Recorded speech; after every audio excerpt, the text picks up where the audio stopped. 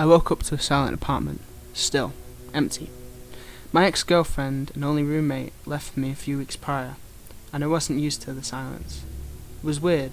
I hadn't cried or done what most rom-com main characters do on TV. It kinda just made me feel empty. Like I lost something, but I didn't know what. It was weird. With the cold of the winter's morn, I arose and got dressed.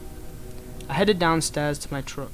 There was a sparsity of people, go figure, as it was 5:30 a.m, and the sunrise had only just broke. I preferred it this way though. For the longest time I hated people. It was a miracle I had a girlfriend, to be honest, as I never saw any ample room to try. They'd only judge what I did, and none of what they did benefited me, so it was a lose-lose. I sat in my truck. I shivered as the cold embraced my body like the winter was giving me a hug good morning. I started up the truck and let the warm heat of the air conditioning radiate through me. After about 10 minutes I took off. I headed towards work, which was the next town over, separated by woods and a lake. The lake sparkled as it had frozen over. The forest was decorated with a white layer of snow, and it suited them.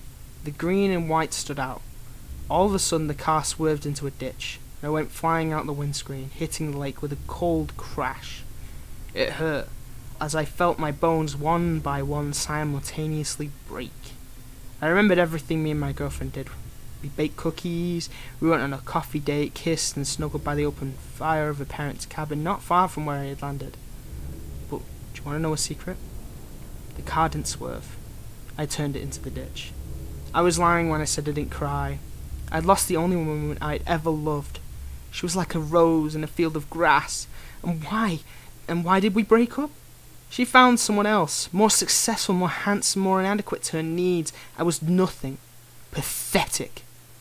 I worked a 9 to 5 at the local hardware store. How could I compete? So this is where my story ends. In the depths of hell.